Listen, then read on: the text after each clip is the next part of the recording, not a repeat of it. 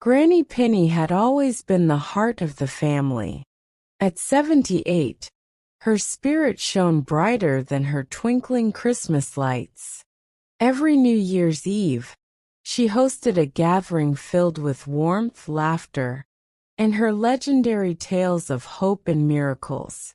Her grandchildren, Emma, Noah, and Liam, adored her stories.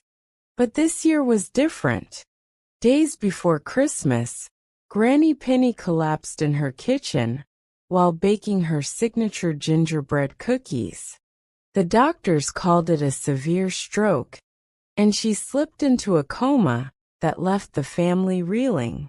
For 7 agonizing days, Granny Penny lay unmoving in the hospital, her vibrant personality reduced to an eerie stillness. The sterile white room, filled with the rhythmic beeping of machines, became a second home for her loved ones. Hope flickered like a candle in a drafty room.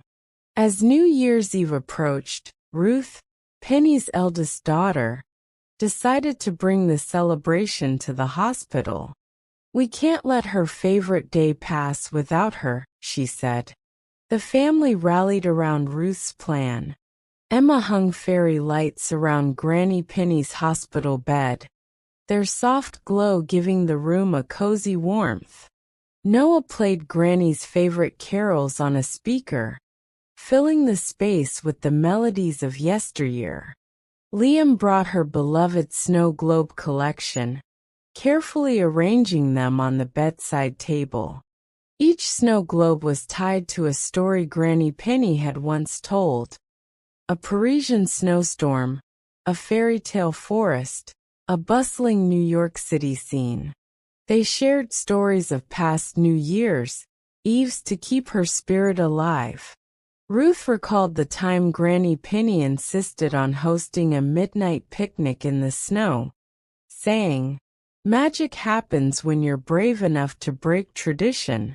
Emma spoke of the year Granny climbed a tree to rescue a stranded cat moments before the countdown, her laugh echoing louder than the fireworks. Despite the memories, a heavy sorrow lingered. "Do you think she'll ever wake up?" Emma whispered, tears brimming in her eyes. Ruth's voice trembled but remained steady. "If there's a night for miracles, it's tonight." As the countdown to midnight began, the family huddled around Granny Penny's bed. Outside, fireworks burst in brilliant colors, their light dancing across the snow-covered city. Inside, the room was quiet, save for the beeping of the heart monitor and the soft hum of the carols. 10, 9, 8, the family chanted, their voices heavy with hope and desperation. At 3, a sound interrupted them, a sharp, raspy intake of breath. 2, Granny Penny's fingers twitched. 1, her eyes fluttered open. The room froze in stunned silence before erupting into cries of astonishment and joy. Granny Penny's blue eyes, filled with warmth and confusion, scanned the room. "What's all this fuss?" she murmured, her voice weak but unmistakably hers. "Happy New Year, Mom," Ruth exclaimed, tears streaming down her face as she held her mother's hand. Over the next hours, Granny Penny's family surrounded her with love and care. Though her voice was frail, her humor returned in full force. "Well," she said with a small smile, "it seems I couldn't miss my favorite night. Who else would keep you lot in line?" The doctors called her recovery remarkable, though they couldn't explain what had brought her back. Granny Penny, however, had her own explanation. "I felt you all," she told them. "Your love wrapped around me like a warm blanket on the coldest night. That's what brought me back."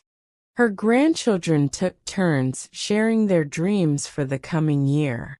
Emma vowed to pursue her dream of becoming an artist, inspired by Granny Penny's stories of living boldly.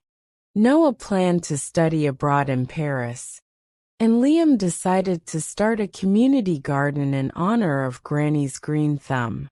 By the next New Year's Eve, Granny Penny was back in her kitchen, her strength gradually restored. The family gathered as they always had, but this time, the celebration was filled with deeper gratitude.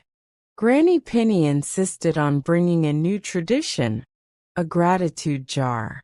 Each family member wrote a note about something they were thankful for and placed it in the jar.